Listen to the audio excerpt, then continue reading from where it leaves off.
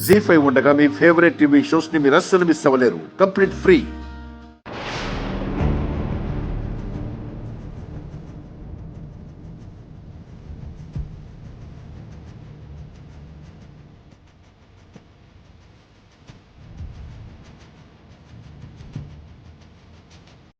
మీరు శ్రీవల్లి గురించే బాధపడుతున్నారు కదా?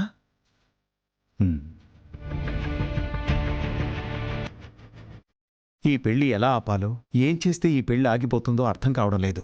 మీ బిడ్డ మీకు దగ్గరయ్యాడు. వాడిప్పుడు ఆనందంలో ఉన్నాడు. ఇప్పుడు నేను ఏ విషయం మీతో మాట్లాడాలో, ఏ విషయం మీతో మాట్లాడకూడదో నాకు తెలియట్లేదు హర్షవర్ధన్ గారు. ఒకటి, శ్రీవల్లి అయితే చాలా మంచిది.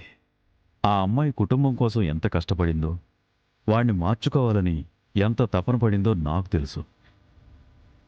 వాడిప్పుడన్నమాట ఇప్పుడు కాదు, ఎప్పటినుంచో అంటున్నాడు. కాని ఆ అమ్మాయి అప్పట్నుంచి ఇప్పటికీ ఒక్కటే మాట అంటుంది, సామ్రాట్ నా భర్త, ఆయనే నా ప్రాణమని. ఆ అమ్మాయిని చూస్తేనే అది అర్థమవుతోంది. కాని వీడెంత చెప్పినా అది వినట్లేదు కదా. పాపం ఆ అమ్మాయి వాళ్ళ అమ్మొచ్చి ఎంతో బ్రతిమాలింది. నాకు తెలుసు, మీరూ చెప్పారు. ఇంతమంది చెప్పినా మొండిగా ఎందుకిలా బిహేవ్ చేస్తున్నాడు? ఎందుకో తెలియదు కాని వాడు ఆ అమ్మాయి మీద విపరీతమైన ద్వేషం పెంచుకున్నాడు. నన్ను మోసం చేసింది అంటాడు. ఏం మోసం చేసిందో అర్థం కావట్లేదు. ఆ అమ్మాయి అలా మోసం చేసే మనిషి కూడా కాదు. ఎప్పుడో జరిగిన విషయాన్ని మనసులో పెట్టుకుని ఒక మంచి అమ్మాయికి అన్యాయం చేస్తున్నాడు వాడు. లేదు, తెలిసి తెలిసి ఒక ఆడపిల్లకి అన్యాయం జరగకూడదు. మనం ఏం చేయగలమండి? అటు శ్రీవల్లి గురించి ఆలోచిస్తే ఇటు దేవకి గారిని బాధ పెట్టాలి. దేవకి గారిని సంతోషపెట్టాలంటే శ్రీవల్లి జీవితం అన్యాయం అయిపోతున్నా చూస్తూ ఊరుకోవాలి. ఏం అర్థం కావట్లేదు.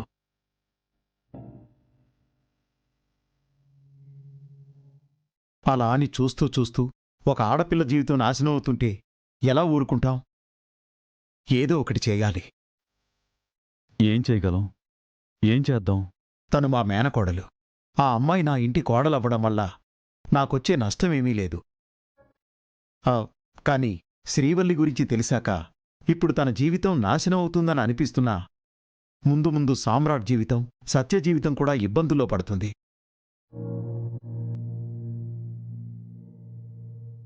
తన మనసులో ప్రేమ తనకర్థమైన రోజు సామ్రాట్ అటు శ్రీవల్లికి దగ్గర కాలేక, పెళ్లి చేసుకున్నందుకు సత్యకి న్యాయం చేయలేక తను నలిగిపోతాడు. అందుకే ఎలాగైనా ఈ పెళ్లి ఆపాలి. ఏంటండి అన్నారు?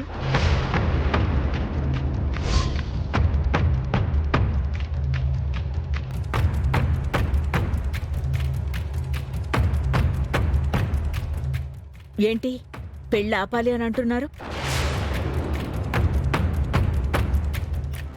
జీ5 యాప్ డౌన్లోడ్ చేసి అన్ని ఎపిసోడ్స్ పూర్తి ఉచితంగా చూడండి.